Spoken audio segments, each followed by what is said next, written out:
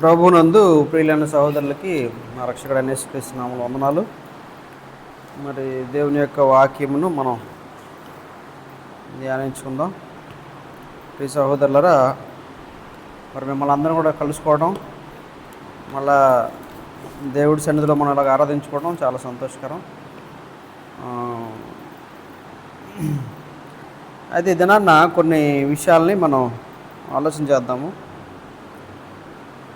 Bible గ్రంథము చాలా స్పష్టంగా తెలియజేస్తున్నటువంటి అది చాలా ప్రాముఖ్యమైనటువంటి సంగతి ఏంటంటే,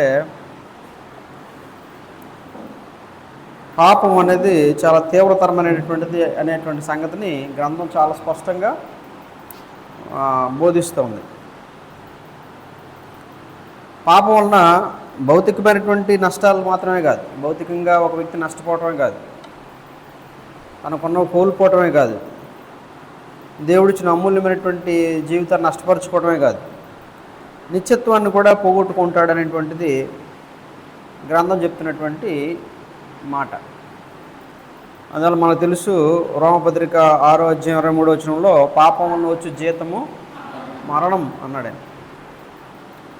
పాపం వల్ల వచ్చే జీతము మరణం. కాబట్టి మరణం అంటే చాలామంది ఏమనుకుంటున్నారంటే కేవలము ఈ భూమి మీద చనిపోయే మరణం అనుకుంటున్నారు. వాస్తవమే, ఆ మరణం కూడా పాపం వలన వచ్చింది. ఈ భూమి మీద మనిషి చనిపోతున్నాడు కదా, అది దేని వల్ల వచ్చింది? పాపం వలన వచ్చింది. ఇప్పుడు ఆదాము ఆ రోజున మొదటి దినాన్న అప్పుడు అక్కడ పాపం చేయకపోతే, మొదటి దినాన్ని అంటే ఆ తోటలో దేవుడు ఏర్పాటు చేసినటువంటి ఏదైనా తోటలో ఆయన వద్దన్న ఫలం తినకుండా ఉండుంటే దేవుడు మంటి నుండి తీయబడ్డా కాబట్టి మరలా మొన్న అయిపోతావు అనేటువంటి ఆ మాటను ఉపయోగించి ఉండేవారు కాదు, అనేవారు కాదు. అందువల్ల మనిషి శాశ్వతంగా జీవించడానికే సృజించబడినటువంటి వాడే అయినప్పటికీ పాపం చేయడం మూలంగా మరణం అనేది వచ్చింది. కానీ అంతకంటే ముఖ్యమైనటువంటి మరణం ఏంటంటే దేవుడి నుంచి వేరైపోవటం మరణం. మనకు తెలిసిన మరణం ఏంటంటే మనిషి ఉన్న పలంగా చచ్చిపోవటం మరణం అనుకుంటాం, అంతే కదా. మన ప్రాణము, ఈ శరీరము వేరైపోవడం, మన ఆత్మ మన శరీరంలోంచి ప్రాణం వెళ్ళిపోవడం, ఈ శరీరంలోంచి ఆత్మ వెళ్ళిపోవటం, బయటకు వచ్చేయడం మరణం అనుకుంటాం. ఎస్, అది రైట్, అదే మరణం, మనకు తెలిసిన మరణం. కానీ ఇంకొక అత్యంత చాలా ప్రమాదకరమైన మరణం ఇంకోటి ఉంది. ఏంటది? దేవుడి నుంచి వేరైపోవడం. ప్రాణం శరీరంలోంచి వేరైపోవడం. దేవుడు ఇప్పుడు ప్రాణం శరీరంలోంచి వేరైపోతే దేవుడు మరలా ప్రాణాన్ని శరీరంలో పెట్టి లేపలేడా? లేపగలడు. అది పెద్ద విషయం కాదు. వాస్తవంగా యేసుక్రీస్తు బ్రతుకున్నప్పుడు ఆయన ఏం చేసినాడండి? చనిపోయేటువంటి వారిని సైతం లేపాడు ఆయన. అంటే మనిషికి సాధ్యం కానిది దేవుడికి సాధ్యం. అందువల్ల యేసుక్రీస్తు దేవుడు అని మనం నమ్మాలి. ఎందుకు?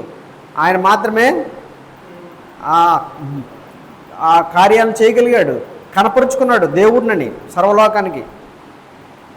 అంటే శరీరంలో నుంచి ప్రాణం పోయినప్పుడు సైతం మళ్ళీ ప్రాణాన్ని తిరిగి తీసుకొచ్చి శరీరాన్ని ప్రాణంతో నిలబెట్టగలిగినటువంటి వాడు దేవుడు. మీకు అర్థమవుతుందండి? అందువల్ల దేవుడికి అది సాధ్యం. కానీ ఆ ప్రాణాన్ని నిలబెట్టగలిగిన, ఆ మరణాన్ని మళ్ళీ ఆ మరణం నుంచి మళ్ళీ లేపగలిగినటువంటి దేవుడి నుంచి ఒక వ్యక్తి వేరైపోతే అది ఆత్మీయ మరణం. మీకు అర్థమవుతుందండి? అందువలన దేవుడు చెప్పినటువంటి విషయంలో, మరణం విషయంలో చాలా ప్రమాదకరమైనదని గుర్తించాలి మనం. పాపం ఏం చేస్తుంది? ఒక మనిషిని దేవుడి నుంచి వేరు చేస్తుంది. యెషయా గ్రంథం 59:1-2 మనం చూస్తే ఏంటంటే, నా ప్రార్థనలు ఆలకించుటకు నా చెవులు మందమైనవి కావు అన్నాడు ఆయన. చాలాసార్లు మనం చదువుకుని ఉన్నాము. 59 రక్షింపనేరకి ఉన్నట్లు యెహోవా హస్తము కొరచ కాలేదు. ఈ శరీరక మరణం నుంచైనా దేవుడు రక్షించగలడు. అది పెద్ద విషయం కాదు దేవుడికి. యెషయా గ్రంథం 59:1 ఏమండి? 59:1-2 వచ్చినాయి.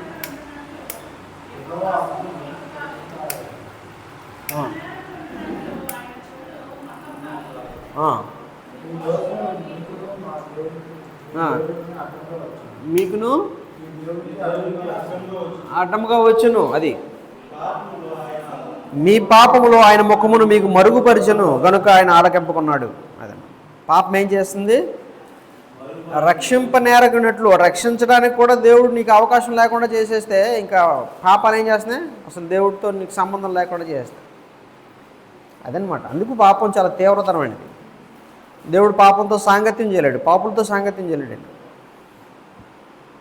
అదనమాట. పాపాన్ని ఆయన అంగీకరించలేడు, అది ఆయన స్వభావం. అందువలన రక్షింపనేరకి ఉన్నట్లు ఆయన హస్తము, యెహోవా హస్తం కురచకాలేదు. మరణంలోంచైనా రక్షించగలడు ఆయన.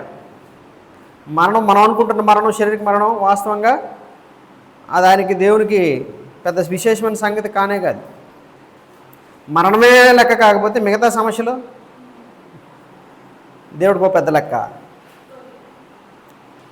అందువలన మరణంతో పోల్చుకుంటే అంతకన్నా తీవ్రమైన సమస్య ఉందండి మనకి. అంటే ఈ లోకంలో చావు కంటే, ఈ లోకంలో శరీరంలో చచ్చిపోవడం కంటే ఎక్కువ పెద్ద సమస్య ఏమనుందా? అందువలన అప్పులైపోయారు అనుకోండి, అప్పులైపోయిన వాళ్ళు అంటే అది పెద్ద సమస్య అనుకుంటారు. అది పెద్ద సమస్య అనుకో చచ్చిపోతారు. అసలు చచ్చిపోవడమే పెద్ద సమస్య. చచ్చిపోవడమే సమస్య. ఆ సమస్యలోకి వెళ్ళిపోతుంది. మొన్న ఒక ఆయన 2 లక్షలు ఒక ఆయన ఇవ్వలేదని ఆయన చనిపోయాడు. 2 లక్షలు అప్పు అయినాడని చనిపోయాడు. మరి ఆయనకున్న ఇల్లు, ఆయనకున్న భార్య బిడ్డలు, ఆయనకున్న బంగారం, ఆయనకున్న ఆస్తితో బోళ్ళంతా ఉంటుంది. కాబట్టి దేనికోసం చచ్చిపోతున్నాడంటే 2 లక్షల కోసం చచ్చిపోయాడు. అలా ఉంటుంది అన్నమాట పరిస్థితి. కాబట్టి ఆలోచన లేని పరిస్థితి అయిపోయింది, జీవితాలు అయిపోయినాయి, మనకి అవగాహన లేని జీవితాలు అయిపోయినాయి. ఏమండి, చిన్న గొడవ చేసుకుని అప్పటి వరకు బోళ్ళంతా ఆనందాన్ని అనుభవించి ఉంటారు. భార్యాభర్తలుగా, పిల్లలతో, కుటుంబంతో చాలా మంచి సంబంధాలు కలిగి ఉంటారు. లేకపోతే చాలాసార్లు వాళ్ళందరితో సంతోషించి ఉంటాడు. కానీ ఒక చిన్న గొడవకి ఆ భర్తో, ఆ భార్య చిన్న అప్పుకో, చిన్న గొడవకో ఏమవుతారండి? వెళ్ళి ప్రాణాలు తీసేసుకుంటారు. అంటే ఈ చిన్నదానికి మరి మీ ఇంతకాలం ఆనందాన్ని అనుభవించావు, ఇంతకాలాన్ని సుఖాన్ని అనుభవించావు, ఇంతకాలం ఏమండి ఇన్ని రకాలైనటువంటి అవకాశాలు అనుభవించావు, అవన్నీ లెక్కలోకి లేవు అని. కాబట్టి ఎవరైనా ఈ లోకంలో ఉన్న కూడా చూడండి, బాగా సుఖంగా ఉన్నప్పుడు దేవుడిని ఎప్పుడు తలపోయారు. దేవుడు ఎలాంటి వాడు, దేవుడు ఎవరు, నిజంగా దేవుడైనా కాదా, ఎవరైనా అని ప్రశ్నించుకోరు, దేవుడిని వెతకరు. ఏదైనా చిన్న సమస్య వచ్చినప్పుడు ఏమండి, దేవుడు నాకు ఏం చేసాడండి, దేవుడు నాకు అన్యాయం చేసాడండి, దేవుడు ఎక్కడున్నాడండి అంటారు చాలామంది. అని చూసారు. కాబట్టి ఇక్కడ విషయం ఏంటంటే, మనిషి ఎలాంటి ఆలోచన కలిగి ఉన్నాడు చూసారా? దేవుడు ఇచ్చినటువంటి అనేక సంవత్సరాలు నువ్వు అనుభవించావు ఆయుష్కాలాన్ని ఈ భూమి మీద, దానికి లెక్కలేదు, కృతజ్ఞత లేదు. దానికి ఎప్పుడు దేవుడు కృతజ్ఞత, అయ్యా నువ్వు ఎంత గొప్పడు, నాకు ఎంత గొప్ప జీవితాన్ని ఇచ్చావు, ఇంత గొప్ప సంతోషకరమైన సమయాన్ని ఇచ్చావు, నీకు కృతజ్ఞతలు చెల్లించిన పాపను పోవడం ఒకసారి కూడా. కానీ చిన్న సమస్య వచ్చేటప్పటికి దేవుడు ఎక్కడ ఉన్నాడు, దేవుడు ఉన్నాడా? కాబట్టి మనుషులు ఆలోచన చూడండి, అజ్ఞానం చూడండి, అండి ఎంత అమాయకత్వం, ఎంత అనాలోచన, ఎంత అవివేకం. అందువల్ల ప్రియ సహోదరులారా ఆలోచించాలి. కాబట్టి ఈ లోకంలో మరణమే పెద్ద సమస్య అనుకుంటున్నాం మనం. అంతకన్నా సమస్యలు చాలా ఉన్నాయి. అంటే అంతకన్నా సమస్యలు ఏమి లేవు వాస్తవంగా. కాబట్టి అన్నిటికంటే పెద్ద సమస్య ఏంటండి? మరణం మనకి పెద్ద సమస్య. కాబట్టి అలాంటి సమస్య కూడా దేవుడికి పెద్ద సమస్య కాదు. కాబట్టి మరణాన్ని నుంచి కూడా మనల్ని తిరిగి లేపగలిగినటువంటి వాడు దేవుడు. మంటి నుండి మనిషిని చేసినవాడు ఏమండి, మళ్ళా మన చనిపోయినటువంటి దేహాన్ని మనం నిలబెట్టలేడు ప్రాణంతో. మనల్ని మొట్టమొదటి మనిషిని మంటి నుండి చేశాడు దేవుడు. అందువల్ల ఆయనకి అది సమస్య కాదు. కానీ పాపం చేసేటువంటి అతి ప్రాముఖ్యమైనటువంటి పెద్ద ప్రమాదకరమైన సమస్య ఏది అంటే దేవుడి నుండే వేరవడం.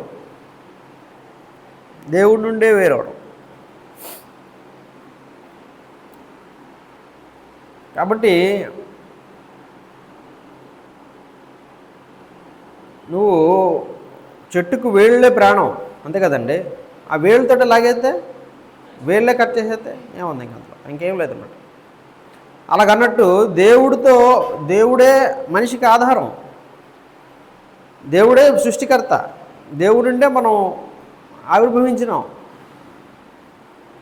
కాబట్టి దేవుడితోటి సంబంధం లేకపోతే మనిషికి ఏముంది ఇంకా. అందువలన పాపం అనేది అంత ప్రమాదకరమైనది అనమాట. పాపం వల్ల వచ్చే జీతము మరణం అన్నాడు ఆయన. సో మనకి రోమపత్రిక 3:23 కూడా మనం చూసినప్పుడు అందరూ పాపం చేసి అన్నాడు. ఎంతమంది పాపం చేశారండి? ఒక మనిషితో ఆగిపోయింది కాదు ఈ పాపం, అందరూ పాపం చేసి. కాబట్టి లోకంలోకి వస్తున్నటువంటి మనిషి ఎక్కడో చోట ఏం చేస్తున్నాడండి? పాపం చేస్తున్నాడు. వాస్తవంగా పాపం అంటే ఏంటి అనేటువంటి విషయాల్లోకి వచ్చేటప్పటికి మనం పాపం ఎలా చేస్తాం అనేటువంటి కొన్ని రకాలుగా, ఎన్ని రకాలుగా మనం పాపం చేస్తాం అనేది కూడా మనం ఆలోచన చేయాలి. మొట్టమొదట రకం ఏంటంటే, మనం పాపం చేసే విధానం ఏంటంటే, మనిషి పాపం చేసే విధానం ఏంటంటే, ఒకటోది లేవీకాండం 4:2 మనం ఉంటుంది. ఏంటంటే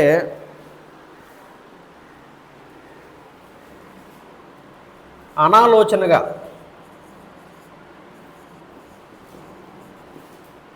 లేదా అనుకోకుండా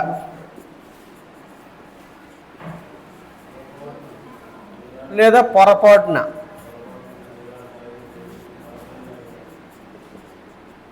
పొరపాటున చేసేటువంటి పాపం ఒకటి ఉంది.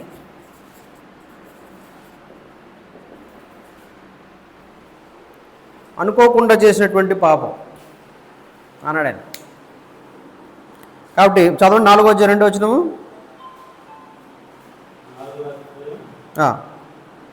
2 యెహోవా ఆజ్ఞలన్నిటిలో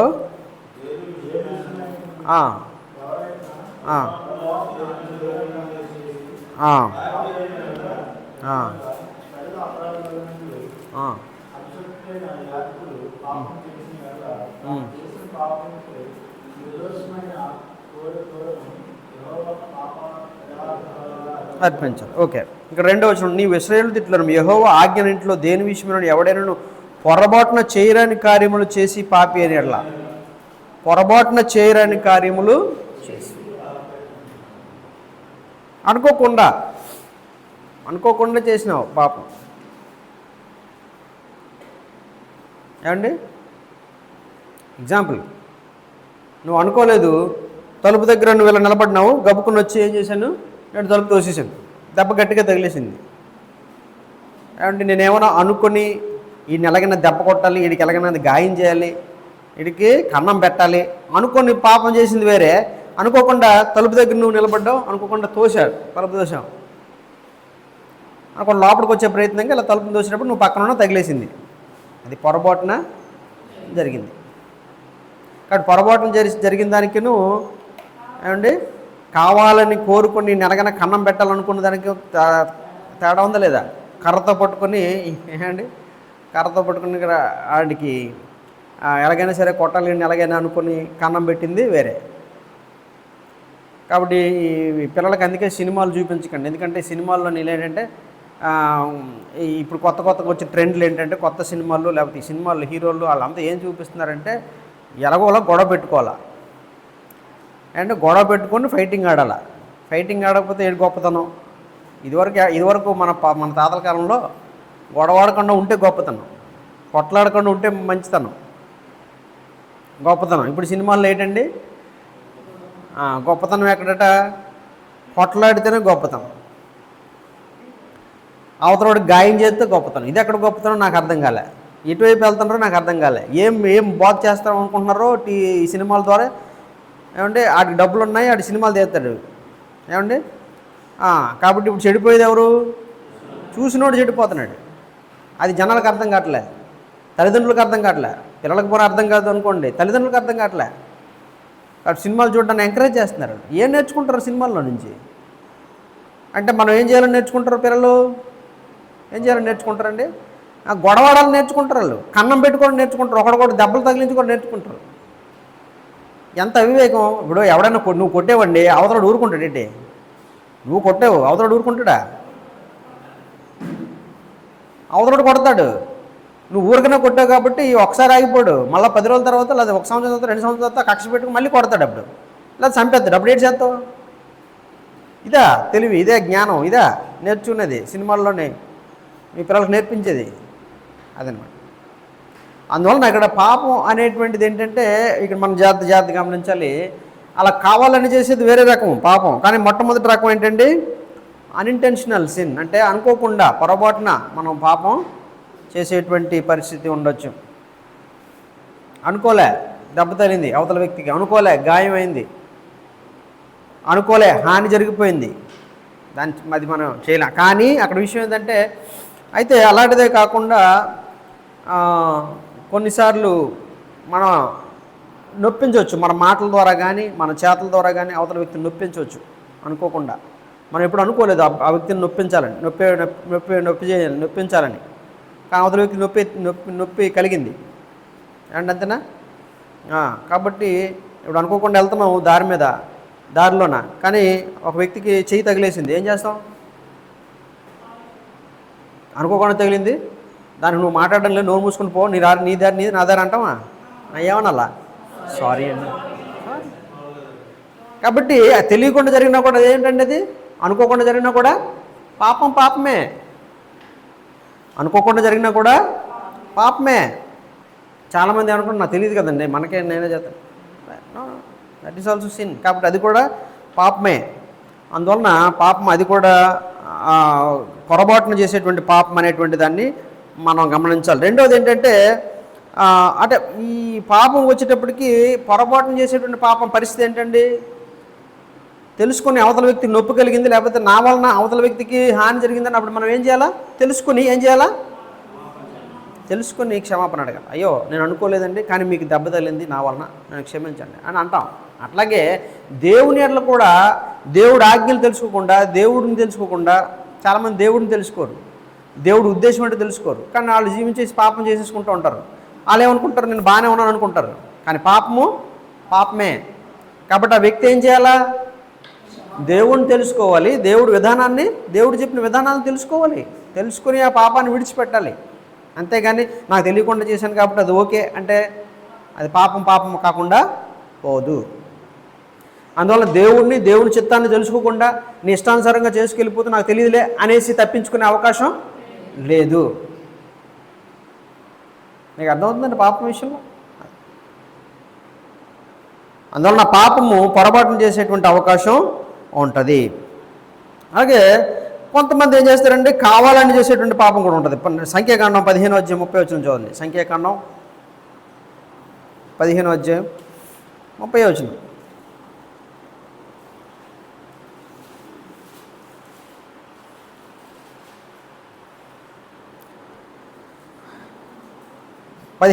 సంఖ్యాకాండం 15వ అధ్యాయం 30వ వచనం. అయితే దేశమందు పుట్టినవాడే కానీ పరదేశే కానీ ఎవడైనను సాహసించి పాపం చేసిన యెడల వాడు యెహోవాను తృణీకరించిన వాడగును కనుక అట్టి వాడు నిశ్చయంగా జనంలో ఉండకుండా కొట్టివేయబడును. వాడు యెహోవా మాటను అలక్ష్యము చేసి ఆయన ఆజ్ఞను మీరినందున నిశ్చయంగా కొట్టివేయబడును. వాడి దోషశిక్షకు వాడే కారణం. ఇదేంటిది? సాహసించి పాపం చేయడం. ఏంటి సాహసించి పాపం చేయడం అంటే? ఇది చేయకూడదు అని తెలుసు, ఇది దేవుడికి విరుద్ధమైనదని తెలుసు, దేవుడు చెప్పిన మాటకి వ్యతిరేకమైనదని తెలుసు, కానీ ధైర్యం తెచ్చుకుని మరి దేవుడికి వ్యతిరేకమైతే అవన్నీ, కానీ నా ఈగో దెబ్బతినకూడదు, నా అహం దెబ్బతినకూడదు, నా ఇష్టానికి అడ్డుకట్ట జరగకూడదు అని సాహసం చేసి దేవుడు పెట్టినటువంటి ఆ హద్దులు మీరి దేవుడికే వ్యతిరేకంగా ధైర్యం తెచ్చుకొని పాపం చేసినాడంటే దేవుడు చెప్పిన మాటకే నువ్వు తెలిసి కూడా దాన్ని కావాలని నువ్వు మీరితే అది సాహసించి పాపం చేయడం ఉంటుంది. అందువలన ఇప్పుడు ఒక ప్లేస్ ఉంది, మనం కొనుక్కున్న ఇల్లు, ఆ ఇంటి చుట్టూ కంచి వేసి బోర్డు పెట్టారు. అక్కడ ఏం పెట్టారు? బోర్డు దురాక్రమణదారులు శిక్షార్హులు అని పెట్టారు. అంటే ఎవరైనా ట్రెస్పాసర్స్ వాళ్ళు ఏం చేయాలి? ట్రెస్పాసర్స్ ఆర్ పనిష్డ్ అని పెట్టారు. కాబట్టి అంటే అక్కడ దురాక్రమణదారులు శిక్షార్హులు అని బోర్డు పెట్టారు. కాకపోతే నువ్వు వెళ్ళి ధైర్యం చేసి ఆ కంచెనంతా తీసేసి ఆ బోర్డుని చెదగొట్టి పడేసి నువ్వు లోపలికి వెళ్ళిపోయావంటే అర్థం ఏంటి? తెలియక చేసావనా? తెలియక చేసావా? కాదు, తెలిసి కావాలని ఆక్రమించుకోవడానికి వెళ్ళామన్నమాట. అక్కడ బోర్డు పెట్టాడు, దురాక్రమణదారులు శిక్షార్హులను పెట్టినాడు. లేకపోతే కోర్టు గొడవల్లో ఉంది ఈ భూమి, ఇల్లు, కాబట్టి ఎవరైనా దీన్ని ఆక్రమించుకుంటే శిక్షార్హులు అని పెడతారు బోర్డు. మీరు ఎప్పుడైనా గమనించలేదు? ఇల్లు కోర్టు గొడవల్లో ఉంది కాబట్టి దీన్ని దురాక్రమణదారులు శిక్షార్హులు అని పెడతారు. లేదా పలానా వ్యక్తికి చెందినదంటే ల్యాండ్ కాబట్టి దీన్ని ఆక్రమించిన వారు శిక్షార్హులు అని పెడతారు. కాబట్టి అలా పెట్టినా కూడా లాగేసి తెంపేసి తీసేసి లోపలికి వెళ్ళినామంటే అర్థం ఏంటి? తెలియకుండా వెళ్ళావనా? వచ్చేదానికి దేనికైనా నేను రెడీ, ఏటైతే కానీ అన్నావు అనమాట. నువ్వు దేవుడు ఏం చేస్తే చేయని, కానీ నేను అది చేస్తాను అంటాం అనమాట. అది సాహసించి పాపం చేయడం. అందువలన ఎవడైనా సాహసించి పాపం చేసిన ఎడల వాడు యెహోవాను తృణీకరించిన వాడగును, కనుక అట్టివాడు నిశ్చయముగా జనులను ఉండకుండా కొట్టివేయబడును. తెలిసి కూడా చేస్తే ఏమండి అది మహాభయంకరమైన పాపం అవుతుంది. కాబట్టి ఈ విషయంలో కూడా ఏం చేయాలండి? ఎవరైనా సరే 10వ అధ్యాయము హెబ్రీ గ్రంథకర్త, కొత్త నిబంధన గ్రంథకర్త 10వ అధ్యాయం, హెబ్రీ పత్రిక 10వ అధ్యాయము 26వ వచనంలో మనం చూసినప్పుడు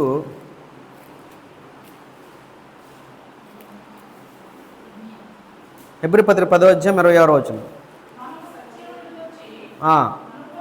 అనుభవ జ్ఞానం పొందిన తరువాత బుద్ధిపూర్వకముగా పాపం చేసిన ఎడల పాపమునకు బలి ఏకను ఉండదు, కానీ న్యాయపు తీర్పునకు భయముతో ఎదురు చూచుటయు విరోధులను దహింపబో తీక్షణమైన అగ్నియు ఎనకను ఉండును. అదనమాట. కాబట్టి సత్యము గురించిన అనుభవ జ్ఞానం పొందిన తర్వాత కూడా పాపం చేస్తే, బుద్ధిపూర్వకంగా పాపం చేస్తే వాడికి బలి ఏకను ఉండదు. కావాలని కోరి నేను పాపిగా ఉంటాను, నాకు దేవుడితో లెక్కలేదు, నేను పాపం చేసుకుంటూనే వెళ్తాను, దేవుడు ఏం చేస్తే చేయని అనుకుని వెళ్ళేటువంటి వాడు ఇక క్షమాపణ బలి వానికి లేదు. కాబట్టి న్యాయపు తీర్పునకు భయంతో ఎదురు చూచుటయు అంటే విరోధం దహింపు తీక్షణమైన అగ్ని యుకను ఉంటుంది. ఇంకేముంటుంది? తీక్షణమైన అగ్ని, దేవుని విరోధులను దహించిపోయే తీక్షణ అగ్ని ఉంటుంది. అందువల్ల చాలాసార్లు మనం దేవుడి వాక్యాన్ని చదువుతాం, దేవుడి వాక్యం వింటాం, ఇది చేయకూడదని తెలుసుకుంటాం, కానీ దాన్ని చేయకుండా ఉండడానికి ఏంటి దేవుడి విధానం ఏంటి, మార్గం ఏంటి, ఎలా చేయకుండా ఉండాలని ఆలోచించకుండా దానిలోనే కొనసాగుతున్నాం అనుకోండి. అంటే దాని అర్థం ఏంటి? దేవుడి చిత్తం తెలుసుకున్నా, వాక్యం విన్నా, తర్వాత చూసుకోవచ్చులే, దాని తర్వాత ఆలోచిద్దాంలే అని అంటున్నామంటే అర్థం ఏంటి? చేస్తే చేయకపోతే ఇప్పుడు అంత అర్జెంట్ కాదు, అవసరం లేదులే అనుకున్నాం అనుకో, దాని అర్థం ఏంటి? దేవుడు వాక్యం విన్నా కూడా నువ్వేం చేస్తున్నావండి? బుద్ధిపూర్వకంగా పాపం చేస్తున్నావు. అది చాలా ప్రమాదకరం, అందువల్ల వెంటనే ఏం చేయాలండి?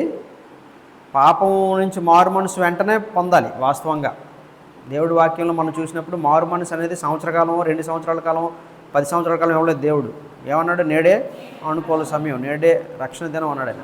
మారు మనసు పొందడానికి ఎక్కువ సమయం అవసరం లేదు ఏ మనిషికైనా కూడా. నేను సంవత్సరం అయితే మారుతానండి, 10 సంవత్సరాలు అయితే మారుతానండి అనవసరం లేదు. నీ తప్పు అని తెలుసుకున్నప్పుడు ఒక వ్యక్తి మారిపోవాలి. ఇది కాదు, ఇది పద్ధతి కాదు, ఇది దేవుడి విధానం కాదు, దేవుడు చెప్పినటువంటిది కాదు అని మనకు అర్థమైనప్పుడు మనం ఏం చేయాలా? ఆయన చెప్పిన విధానం ఏంటో తెలుసుకుని దాని ప్రకారం చేయడానికి ప్రయత్నాలు స్టార్ట్ అయిపోవాలి. అట్లా చేయట్లేదంటే మనం ఏం చేస్తున్నామంటే వాక్యాన్ని మనం పెడచెవిని పెడుతున్నాం. దేవుడు ఆజ్ఞని మనం ధిక్కరిస్తున్నాం, దేవుడిని ఎదిరిస్తున్నాం. అదనమాట. కాబట్టి దానికి అలాంటి పాపమునకు క్షమాపణ ఉండదు సహోదరులారా. అందువలన చాలా జాగ్రత్తగా మనం మారు మనసు విషయంలో చాలా జాగ్రత్తగా ఉండాలి. ఇక్కడ తిమోతి పత్రిక తర్వాత మనం ఇంకొక పాపం మనం చూస్తాం. ఏంటంటే కొన్ని పాపాలు మనం దాచిపెట్టేటువంటి పాపాలు ఉంటాయి. కొన్ని పాపాలే మనం ఎలా చేస్తుంటామండి, కొన్ని పాపాలు దాచిపెడుతూ ఉంటాం. దాచిపెట్టే పాపాలే. దాచిపెట్టే పాపాలు ఎలాంటివంటే అది చాలా కాలం వరకు మనుషులకు తెలియదు. కానీ పాపం అనేది ఎప్పటికైనా బయటకు వచ్చేస్తుంది. పాపం ఎప్పటికైనా తెలుస్తుంది. తిమోతి రాసిన మొదటి పత్రిక 5వ అధ్యాయం 24వ వచనంలో మనం చూసినప్పుడు ఆయన అన్నాడు,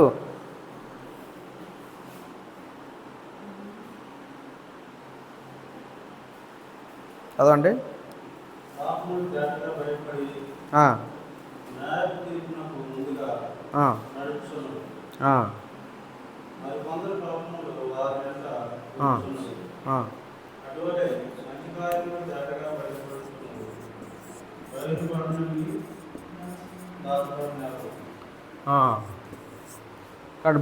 బయలు ఏంటి, దాచబడినారు, బయలుపడినవి దాచబడనేరవు.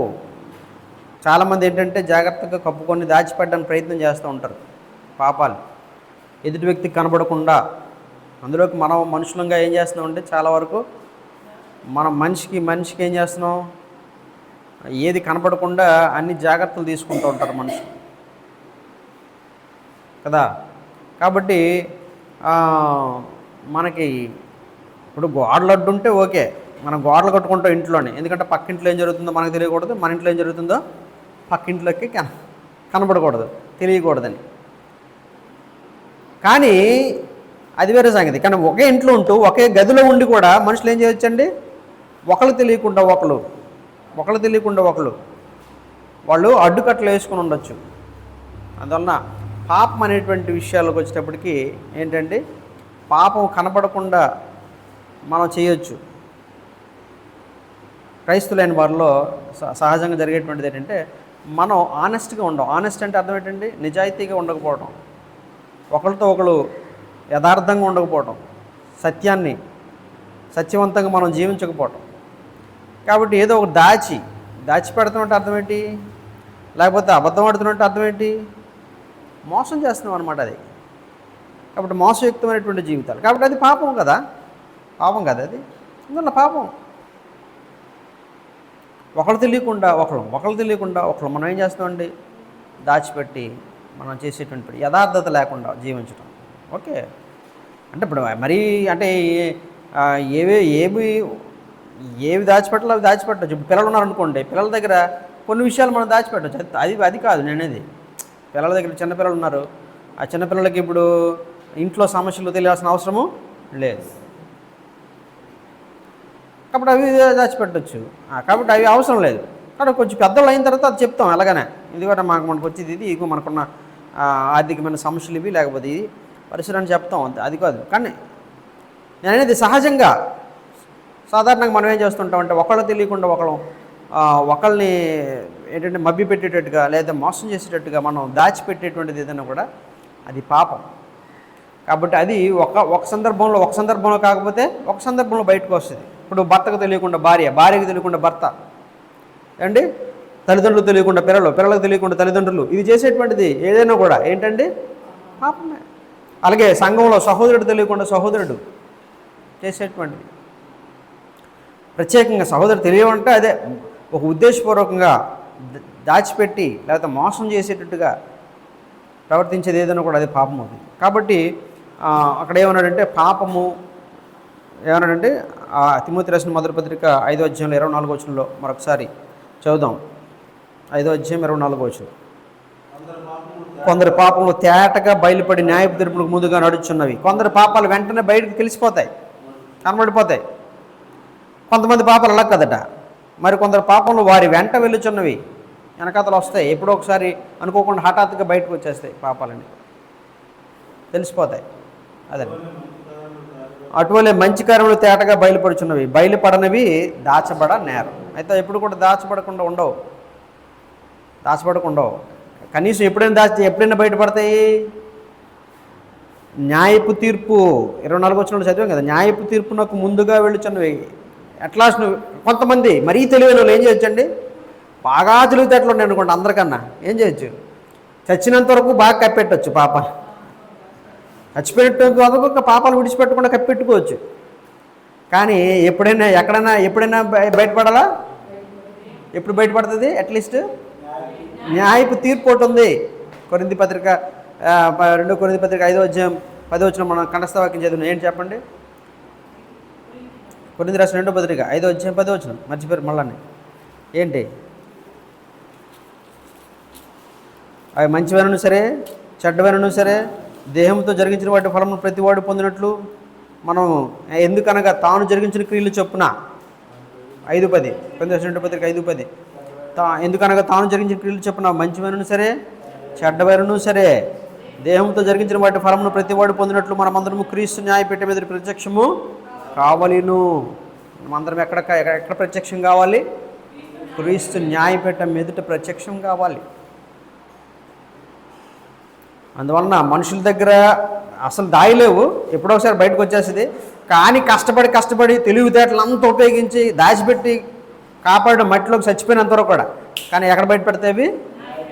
దేవుడు ఎదుట, క్రీస్తు ప్రభువు న్యాయపీఠం ఎదుట తీర్పులో అవి బయలుపడాల్సిందే. ఎందుకంటే దేవుడు న్యాయంగా వాటి శిక్షను విధించేటువంటి రోజు దేవుడు నియమించాడు. ఏ మనిషి తప్పించుకోలేడు. అందుకని అన్నాడు ఎవడైనను అన్నాడు. అందువలన 5:10 2వ పత్రిక 5వ అధ్యాయం 10వ వచనంలో మనం చూసాం. కాబట్టి తాను జరిగించిన క్రియలు చెప్పున ప్రతివాడు ఏమండి ప్రతివాడు ఉందండి 10వ వచనంలో. ప్రతివాడు నువ్వైనా నేనైనా. అందువల్ల యథార్థంగా ఉండాల్సిన అవసరం ఎంత ఉందో చూడండి ప్రియ సహోదరులారా. యథార్థంగా జీవించాల్సిన అవసరం ఎంత ఉందో గుర్తించండి, గ్రహించండి. కాబట్టి అలాగూ మనం ఆ విధంగా చేయొచ్చు, జీవించవచ్చు. కాబట్టి కొన్నిసార్లు అంటే మనం చెప్పుకున్నాం. కాబట్టి ఇప్పుడు 3 రకాలైనటువంటి పాపాలను మనం చెప్పుకున్నాం. అనాలోచనగా, తెలియకుండా, అనుకోకుండా జరిగించిన పాపాలు ఉంటాయి. తెలియకుండా అందులోనే కొనసాగిపోయేటువంటి పాపాలు కూడా ఉంటాయి. తెలుసుకోకుండా ఇది తప్పు అని తెలుసుకోకుండా అందులోకి వెళ్ళిపోతూ ఉంటారు. అది కూడా పాపం. ఇది ఈ లెక్కలోకి మనం చేర్చుకోవచ్చు. ఇది లేవీకాండము ఎంత చూసాం మనం అధ్యాయం. లేవీకాండము మనం చూసాం 4వ అధ్యాయం 2వ వచనం. అలాగే 5:17 కూడా చూడండి. లేవీకాండం 5:17 కూడా అదే సంగతులు మనం ఆలోచన చేసాం. లేవీకాండం 5:17 లేవీకాండం 5:17లో ఒకటోది మొట్టమొదటి మన పాపం, రకమైనటువంటి పాపం మనం చూసాం. లేవీకాండం 5:17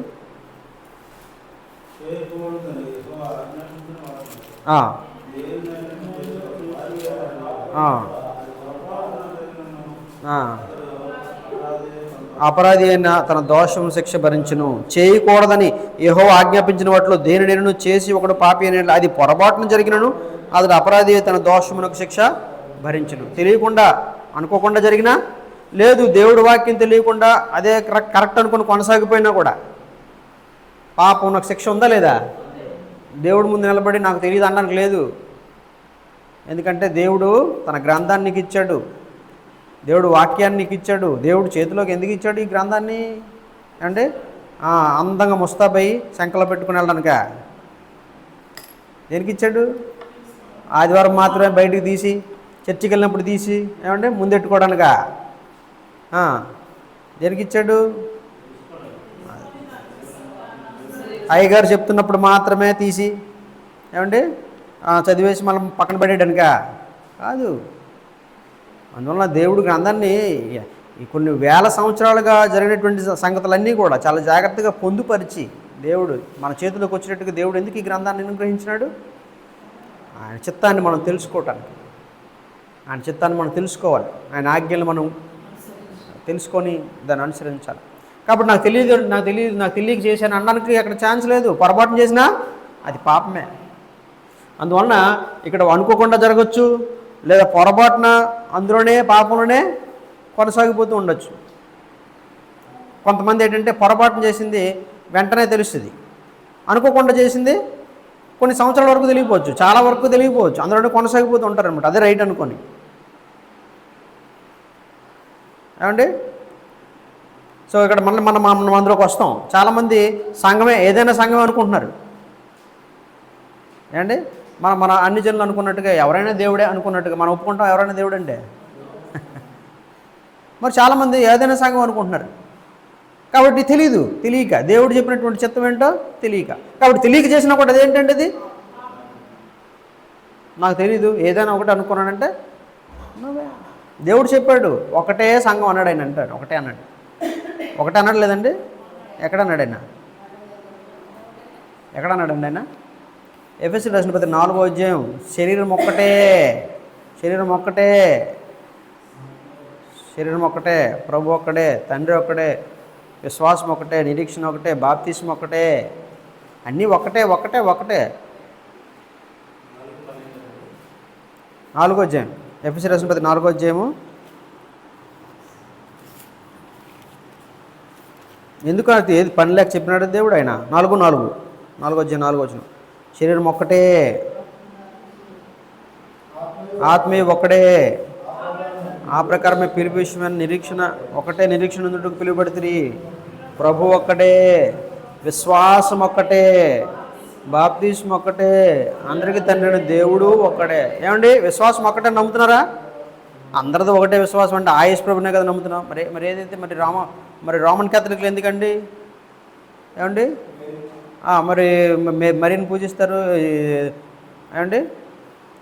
మరి వాళ్ళు బాప్తిస్మం ఒక్కటే అంటారేంటి? చిలకరిస్తారు, కొంతమంది ముంచుతారు, కొంతమంది లేపుతారు, కొంతమంది ఎగరేస్తారు, వాళ్ళ ఇష్టమే. రకరకాలు ఉన్నాయి. అందువల్ల ఎన్ని సంఘాలు అనుకుంటే ఏదైనా యేసు ప్రభునే కదా నమ్ముతున్నాను అనుకుంటే అలా అనుకోకుండా ఉండడానికి దేవుడు వాక్యం చాలా స్పష్టంగా చెప్తున్నటువంటి సంగతులను తెలుసుకోవాలి. ఒక్కటే అన్నాడు. అందువల్ల ఇక్కడ విషయం ఏంటంటే అనాలోచనగా పొరపాటును చేసేది వెంటనే తెలిసిపోవచ్చు. అనాలోచనగా తెలియక చేసేటువంటివి చాలా కాలం వరకు కొనసాగిపోవచ్చు. కాబట్టి అది కూడా పాపమే. కానీ ఎక్కడో చోట పొరపాటును చేసినా, అనుకోకుండా చేసినా ఎక్కడో చోట ఏం చేయాలండి?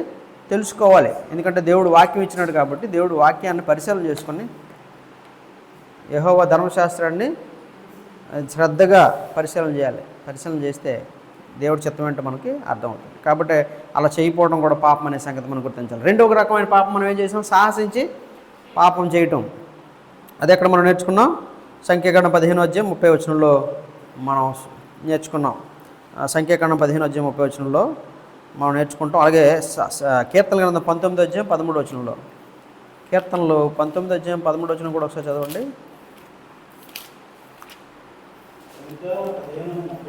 19వ అధ్యాయం 13వ వచనం.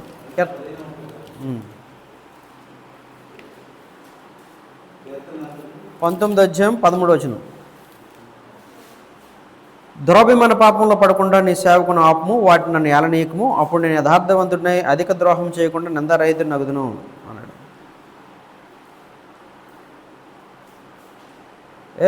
కాబట్టి దురభిమాన పాపంలో పడకుండా, దురభిమాన పాపం అంటే అర్థం ఏంటంటే అభిమానంతో చేసుకున్న పాపం అంటే అభిమానిస్తాం అనమాట. దురభిమాన పాపం మన అహంభావం వలన, మన మీద మనకున్నటువంటి ప్రేమ వలన, దురాశల వలన మనం ఏం చేస్తామండి? పాపం చేస్తాం. కాబట్టి అది తెలియకుండా అందులో కొనసాగిపోతూ ఉంటాం. కాబట్టి అలాంటి పాపం కూడా పాపమే అనేది మనం నేర్చుకున్నాం. తర్వాత రెండవది సాహసించి పాపం చేయడం. అది మనం నేర్చుకున్నాం. అదే 15 సంఖ్యాకాండం 15:30 మనం చూసాం.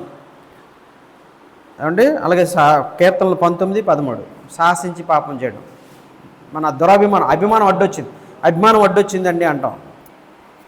కాబట్టి ఆ అభిమానం చంపుకోలేక మనం ఏం చేస్తూ ఉంటామండి? అందులోనే కొనసాగిపోతుంటాం. నేను సాహసించి దేవుడికి వ్యతిరేకం తెలిసినా కూడా నా అభిమానాన్ని నేను చంపుకోలేక, నా అహాన్ని చంపుకోలేక అందులో వెళ్ళిపోతుంటాం, చేస్తూ ఉంటాం. అదేంటండి? అది దురభిమాన పాపం లేదా సాహసించి చేసే పాపం లిస్టులోకి వస్తుంది. ఓకే. తర్వాత మూడో రకం పాపం మనం ఏం చూసామండి? మూడో రకం పాపం దాచిపెట్టేటువంటి పాపము. దాచిపెట్టే పాపం. కాబట్టి దాచిపెట్టే పాపం. కాబట్టి ఒకటేది అనాలోచనగా చేసేటువంటి పాపము, ఏమండి? పొరపాటున లేదా అనాలోచనగా చేసే పాపాలు, ఆ రెండు ఒకే కోవలోకి మనం పెట్టుకున్నాం. రెండోది ఏంటండి? సాహసించి చేసే పాపం. మూడవది కప్పుకునేటువంటి పాపం, కప్పుకునేటువంటి పాపం. కాబట్టి అలాగే ఇంకొక పాపాన్ని మనం చూద్దాం. ఇంకోటి ఏంటంటే ఇంతవరకు కూడా చేయటం పాపం అనేది చూసాం. ఏదైనా పొరపాటును చేయటం, లేకపోతే అనుకోకుండా చేయటం, సాహసం చేయటం, కప్పుకుంటూ చేయటం పాపం. చెయ్యకపోవడం కూడా పాపమే. యోహాను రాసిన పత్రిక 4:17 4:17 కొన్ని చేయకపోతే పాపం. So commissioner omission. పాపం అనేది కమిషన్ ద్వారా, అంటే చేయడం ద్వారా రావచ్చు. పాపం అనేది చేయకపోవడం ద్వారా కూడా మనిషికి సంక్రమిస్తుంది. యాకోబు పత్రిక 4:17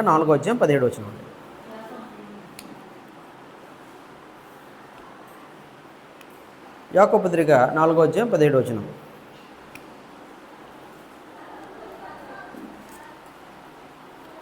చదవండి. యాకోబు పత్రిక 4 గబగబా. కాబట్టి మేలైనది చేయనిరిగి అలాగూ చేయని వానికి పాపము కలుగును.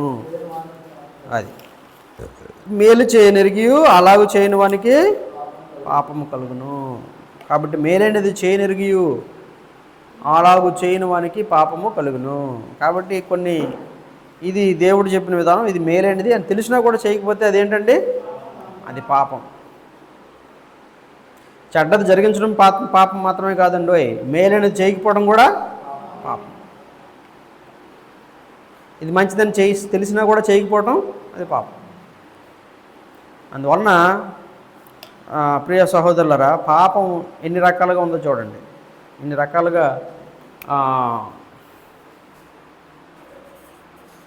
మేలైనది రాస్తున్నాను, చేయకపోవటం కూడా పాపం. చేయకపోవటం, ఇవన్నీ చేసేవి ఈ మూడు కూడా. ఈ నాలుగోది చేయకపోవటం పాపం. కాబట్టి దేవుడు ఆజ్ఞలు, దేవుడు నియమాలు తెలుసుకున్నావు కానీ చేయలే, ఇది పాపం. ఆజ్ఞ అతిక్రమము.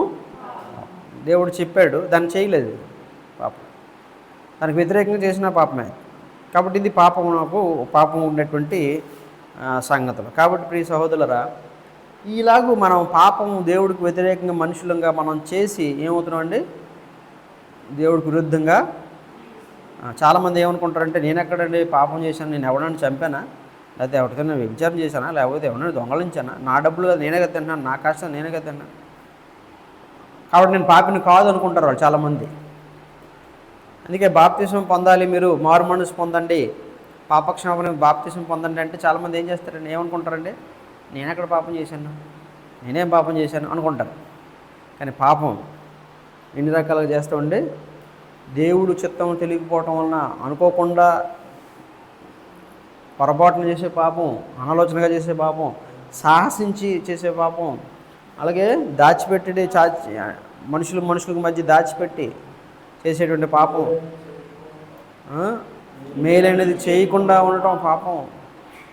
కాబట్టి ఈ పాపం వలన తీవ్రమైనటువంటి పరిణామాల్ని మనిషి ఎదుర్కోవాలి. కాబట్టి ప్రమాదంలో మనిషి పడతాడు. కాబట్టి గ్రంథం ఏం చెప్తుందంటే, మారు మనసు పొందమని ఆజ్ఞాపిస్తుంది. కాబట్టి గొప్పతనం ఏంటంటే, దేవుడు గొప్ప ఆశీర్వాదం ఏంటంటే, చాలామంది ఆశీర్వదించండి దేవుడు ఆశీర్వాదాలు అంటే ఏమనుకుంటున్నారు? ఇప్పుడును ఏదో డబ్బులు కొమ్మరించడమో, లేకపోతే ఏదో వాళ్ళు అనుకున్నవి జరిగిపోవటమో, లేకపోతే ఏదో అంటే గొప్పలు అయిపోవడం, లేకపోతే వాళ్ళు అనుకున్నవన్నీ జరిగిపోవాలి, అది ఆశీర్వాదాలు అనుకుంటున్నారు వాళ్ళు మనుషులు. కానీ ఏది ఆశీర్వాదం అండి? దేవుడు నిన్ను నన్ను శిక్షించకుండా, పాపమును బట్టి, మనం చేసిన పాపమును బట్టి మనల్ని నాశనమునకు శిక్షించకుండా, వదిలిపెట్టేయకుండా ఆయన మనల్ని క్షమించాలని కోరుకుంటున్నాడు. అది ఆశీర్వాదం. మన పాపములు క్షమించడానికి ఆయన సిద్ధంగా ఉన్నాడు. అది ఆశీర్వాదం. మనల్ని చేర్చుకోవడానికి ఆయన ఇష్టపడుతున్నాడు. ఇప్పటికీ కూడా మనం శత్రువులుగా ఉన్నా కూడా, మనం ఆయనకు వ్యతిరేకంగా ఉన్నా కూడా, ఎవడైనా శత్రువుని ఎవరైనా చేర్చుకోవడానికి ఇష్టపడతాడండి? అదే వ్యతిరేకంగా ఉన్నవాడిని కావాలని పని కొట్టుకొని మనకి నష్టం చేసిన వాడిని ఏమండి అలాంటి వ్యక్తితోటి మనం కలిసి ఉండాలని కోరుకుంటామా? ఇంట్లో తీసుకోవాలని కోరుకుంటామా? కానీ దేవుడు కోరుకుంటున్నాడు. అది ఆయన గొప్పతనం, అది ఆశీర్వాదం. అందుకే ఇర్మీయా రాసిన గ్రంథం 31వ అధ్యాయం 34వ వచనంలో మాట చదువుదామండి. 31వ అధ్యాయము ఇర్మీయా రాసిన గ్రంథము 31వ అధ్యాయం 34వ వచనంలో మాట చదువుతాం. 31వ అధ్యాయం 34వ వచనం.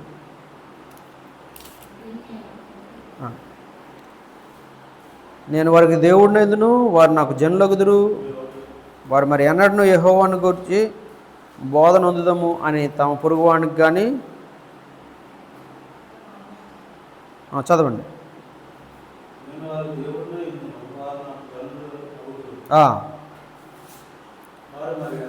వారు మరి ఎన్నడను యెహోవాను గురించి బోధన పొందుదాము అని తమ పొరుగు వారికి కానీ తమ సహోదరులకు కానీ ఉపదేశము చేయరు. నేను వారి దోషములను క్షమించి వారి పాపములు ఇక ఎన్నడను జ్ఞాపకం చేసుకున్నాను కనుక అల్పులేమి గనులేమి అందరూ నన్ను ఎరుగుదురు. ఇదే యెహోవా వాక్కు. కాబట్టి దేవుడు ఏం చేస్తూ ఉన్నాడండి?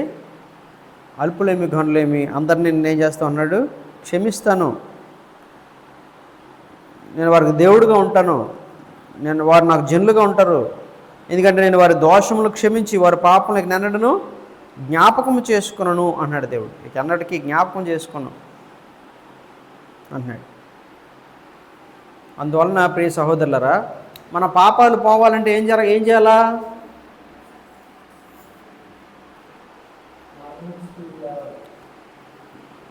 ఈ క్షమాపణ దేవుడు క్షమించడానికి ఆయన సిద్ధంగా ఉన్నాడు. కానీ క్షమాపణ ఏంటి? కండిషనల్లా అన్కండిషనల్లా? క్షమాపణకి పొందాలంటే ఖచ్చితంగా ఏముందండి? నియమం ఉందా లేదా? ఇప్పుడు యేసుక్రీస్తు అందరి కొరకు చనిపోయాడు కాబట్టి అందరి పాపాలు పోతాయినా? ఎవరి పాపాలు పోతాయి? దేవుని ఆయన నమ్మాలి కదా, ఆయన అంగీకరించాలి కదా. అదనమాట, ఆయన నమ్మాలి, ఆయన అంగీకరించాలి.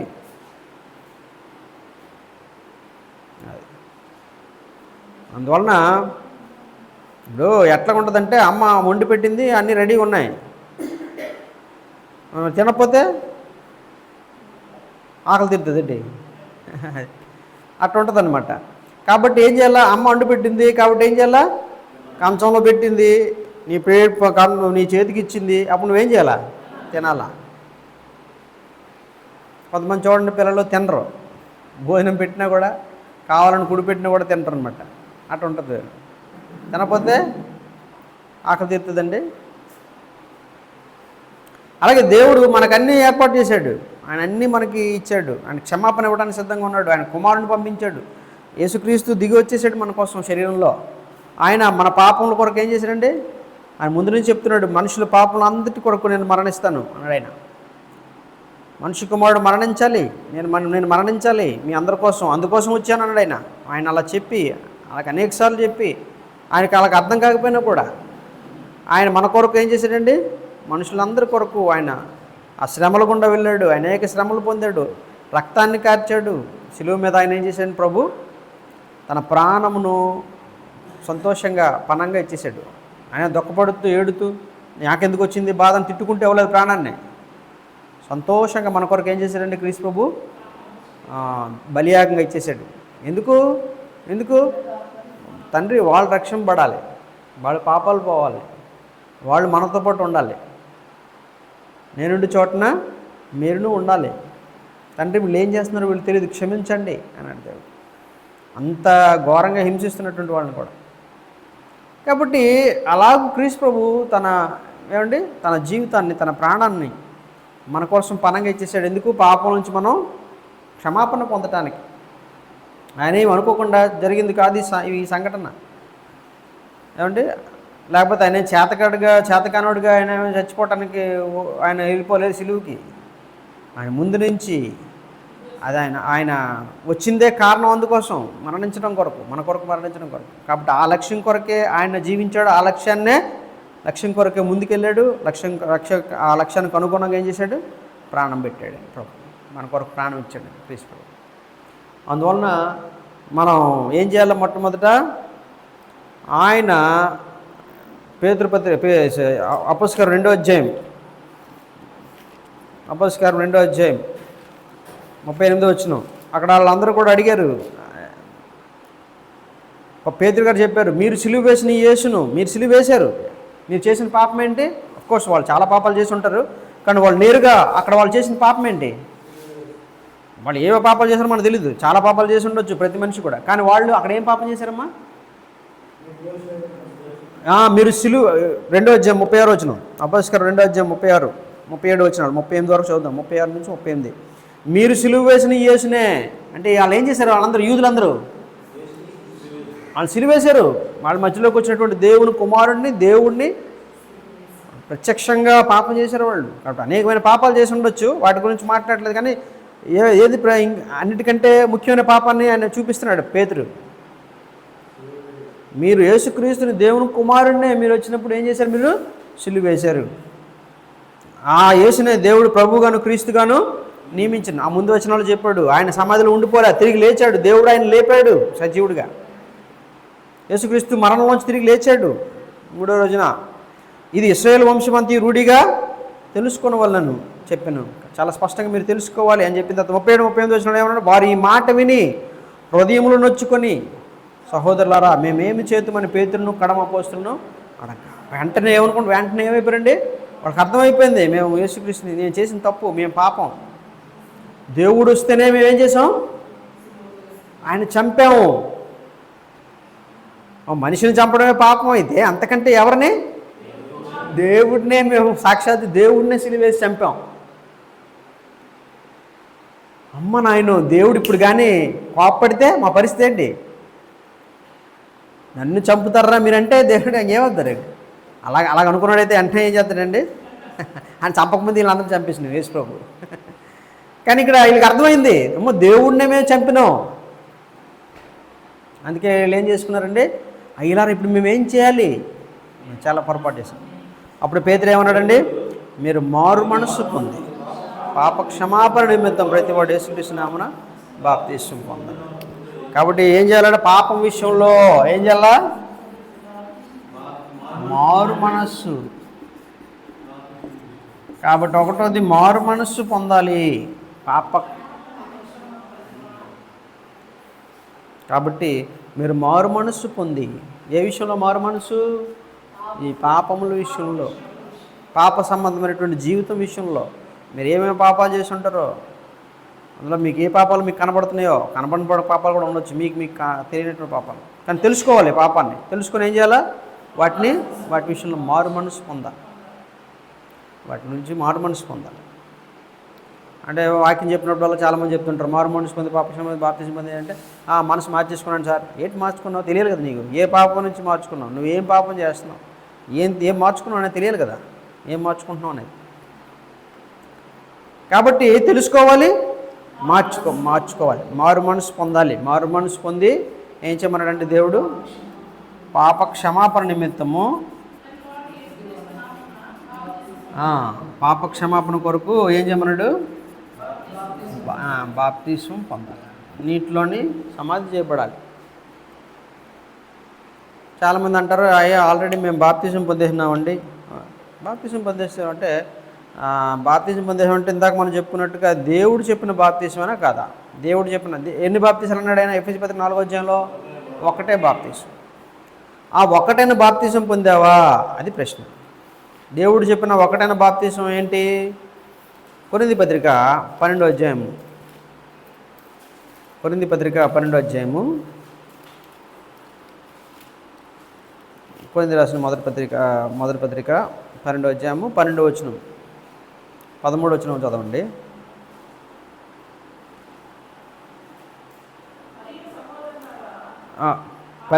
కొరింథీ రాసిన మొదటి పత్రిక 12వ అధ్యాయం 13వ వచనం. ఎలాగనగా యూదులమైనను గ్రీసు దేశస్థులమైనను దాసులమైనను స్వతంత్రులమైనను ఒక్క శరీరములోనికి, ఒక్క శరీరము ఏంట శరీరము? ఒక్క శరీరము ఏంటంటే ఒక్క శరీరములోనికి బాప్తిసం పొందాలి. ఈ బాప్తీసం ఎందులోకి పొందాలి? ఒక్క శరీరంలోనికి బాప్తీసం పొందాలి. అది దేవుడు చెప్పిన బాప్తీసం. అది ఏ శరీరము? శరీరం అంటే సంఘము. శరీరం అంటే సంఘము. ఎఫెసీయులకు రాసిన పత్రిక 1:18 కొలస్సీ 1:18 కూడా మనం చూస్తాం. శరీరం అనగా సంఘము. అది ఎవరి సంఘము? క్రీస్తు ప్రభు సంఘం. అంటే మీరు అనుకుంటారు క్రీస్తు ప్రభు సంఘం అంటే ఎక్కడ కనబడుతున్న సంఘం, లేకపోతే ఇంకెక్కడో క్రీస్తు సంఘం బోర్డు ఎట్టిన సంఘం అనుకోకండి. ఎవరైతే యేసుక్రీస్తునందు విశ్వాసం ఉంచి దేవుడు చెప్పినటువంటి వాక్యం బట్టి ఒకటే సంఘము, క్రీస్తు ప్రభు సంఘము అని నమ్మి సార్వత్రికంగా ఉన్నటువంటి, అంటే అన్ని దేశాల్లో ప్రపంచం అంతటా ఇంతకుముందు చచ్చిపోయిన వాళ్ళు ఉన్నారు, బతికున్న వాళ్ళు ఉన్నారు. అన్ని దేశాల్లో ఉన్నటువంటి వాళ్ళు, యేసు ప్రభువును నమ్ముకున్నటువంటి వాళ్ళు ఎవరైతే క్రీస్తు సంఘం ఒకటే అని నమ్మి ఆ సంఘంలోనికి బాప్తీసం పొందినారో వాళ్ళు క్రీస్తు సంఘం. ఒక్క శరీరం. రోమన్ క్యాథలిక్ ఒక శరీరమా? ఒక శరీరం అండి. క్యాథలిక్స్ ఏమండి ఒక శరీరమా? మాది వేరండి అంటారు, అంతేనా కదా? మేము బాప్తీసం అలాగే ఉంటాం, మీలాగే వేరేగా ఇస్తూ ఉంటాం. విశ్వాసము మేము ఎవరిని పూజ చేస్తాం? యేసు ప్రభువుని పూజ చేస్తాం. మేము మరియమ్మని పూజ చేసుకుంటాం. మీరు ఆరాధన అలా చేసుకోండి, మేము ఎలా చేసుకుంటాం? ధూపం వేస్తాం, అన్నీ ఊదతులు, దీపాలు ముట్టిస్తాం. ఒకటే విశ్వాసం? అది ఒక విశ్వాసమా? కాదు. అది ఒకటే సంఘమా? క్రీస్తు ప్రభు ఏమన్నాడు? మత్తయి సువార్త 16:18 ఈ బండ మీద నా సంఘమును కట్టుదు, దాని ఎదుట పాతాళలోక ద్వారములు నిలబడినారు. కాబట్టి క్రీస్తు ప్రభు కట్టిన ఒకే ఒక్క సంఘము ఆయన సంఘం. దాని ఎదుట పాతాళలోక ద్వారములు నిలబడ్డారు. నా సంఘమును కడతాను అన్నాడు ఆయన. కాబట్టి అది ఒక్క శరీరం, అది యేసు ప్రభు శరీరం, అది ఒక్కటే ఆయన శరీరం. మరి రోమన్ క్యాథలిక్దో ఆయనది కాదు. ఎట్లా అయింది అవుద్ది?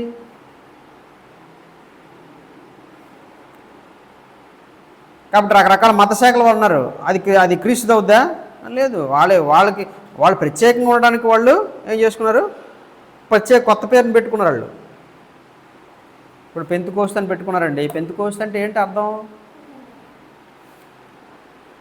ఇప్పుడు కనీసం బైబిల్లో ఉన్న పేరు అదేదో పేరు దానికి మేము ప్రత్యేకంగా ఉండాలి, మేము మీతో లేము, మాది వేరు అనుకోవడం చూపించుకోవడానికే తప్పితే అందులో ఏముంది ఉద్దేశం? పెంతెకోస్తు అన్నాడు అనుకోండి, పెంతెకోస్తు అంటే అర్థం ఏంటి? పండగ దినం, 50వ రోజు అని అర్థం దానికి. రోమన్ భాషలోకి నెంబర్ సంఖ్య అది పెంతెకోస్తు. మనదైతే 50 అంటాం కదా, అలాగే వాళ్ళు పెంతెకోస్తు అంటే అర్థం ఏంటి? పెంట అంటాం. పెంట అంటే 5 అలాగే పెంటెకోస్ట్ అని అక్కడి నుంచి వచ్చిందన్నమాట. పెంటగాన్ అన్నారు. పెంటగాన్ అంటే 5 మూలలు ఉండేది పెంటగాన్. పెంట అని పెంతెకోస్తు అక్కడి నుంచి వచ్చింది ఆ పదం. కాబట్టి ఆ పదం పెంతెకోస్తు అని పేరు పెడితే అక్కడ ఏమనుకోవాలైతే 50వ రోజు సంఘం. దానికి ఏమర్థం ఉందండి? 50వ రోజు సంఘం ఏంటి? 50వ రోజు సంఘం ఏంటండి? అంటే 1వ రోజు సంఘం పెట్టుకుంటే, లేదా 10వ రోజు సంఘం పెట్టుకుంటే, 100వ రోజు సంఘం ఇష్టమేనా? ఎవరు పడితే వాళ్ళకి ఇష్టం సంఖ్య పేరు పెట్టించుకోవడమేనా? కాబట్టి అందువల్ల ఇక్కడ విషయం ఏంటంటే మనుషులు తమకు ఇష్టం వచ్చినట్టుగా పేర్లు పెట్టుకొని ఇష్టం వచ్చినట్టుగా వాళ్ళ విధానాల్లో వాళ్ళు జరిగించుకుంటున్నారు. కానీ దేవుడు కట్టిన సంఘము ఒక్కటే. దేవుడు కట్టిన సంఘం ఒకటే. యేసు ప్రభువు ఎన్ని సంఘాలు కడతానన్నాడా? సంఘము అన్నాడా?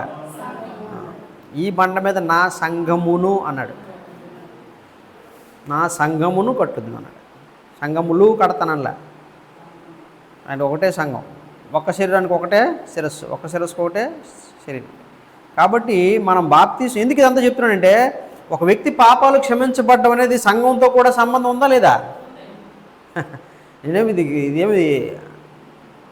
ఇదేమి పనిలేక చెప్పటం లేదు, ఇదేమి దానికి సంబంధం లేనిది నేను మాట్లాడటం లేదు.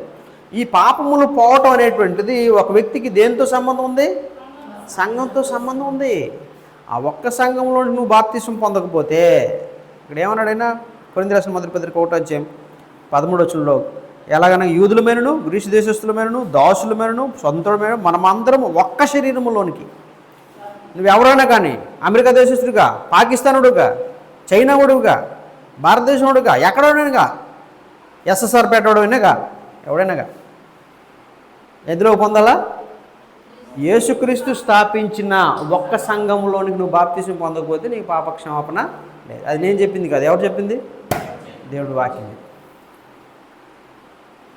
నువ్వు మనుషులు కట్టిన సంఘాల్లోకి వెళ్తే వెళ్ళు, తెలియకుండా నువ్వు ఆరాధన చేసుకో, నేను దేవుడితో బాగానే ఉన్నాడని కొనసాగిపో. కానీ ఇప్పటికైనా తెలుసుకోవాలి. ఏం తెలుసుకోవాలా? ఇప్పటికైనా తెలుసుకోవాలి. ఏం తెలుసుకోవాలా? దేవుడు చెప్పినటువంటి సత్యం ఏంటి? కాబట్టి దేవుడు చెప్పిన, దేవుడి చిత్తం, దేవుడి సంకల్పం, ప్లాన్, దేవుడి ఉద్దేశం ఏంటంటే యేసుక్రీస్తు ఒకే సంఘం, ఒక్క శరీరం, ఒక్క సంఘంలోనికి నువ్వు బాప్తిసం పొందాలి. ఆ సంఘంలో నేను పాపాలను కడిగేసుకోవాలి. ఆ సంఘంలో బాప్తిసం పొందడం ద్వారానే నీ పాపాలను కడిగి వేసుకొని రక్షింపబడాలి, పాప క్షమాపణ పొందాలి. అది దేవుడి యొక్క చిత్తం. అందువలన సంఘంతో కూడా సంబంధం ఉందండి. సంఘంతో ఏంటంటే ఏదైనా పర్లేదు అనుకోకండి. దేవుడు అలాగ అనలే, నేను అంత సాహసం చేయలేను, ఏదైనా ఒకటనే మీరు చేస్తే చేయండి, నేను చేయలేను. ఎందుకంటే దేవుడు ఆ అవకాశంలే. దేవుడు చెప్పేసాడు చాలా స్పష్టంగా, ఒకటే సంఘం. అపోస్తలుల 20వ అధ్యాయంలో దేవుడు తన స్వరక్తం ఇచ్చి సంపాదించిన తన సంఘం అన్నాడు. 20వ అధ్యాయము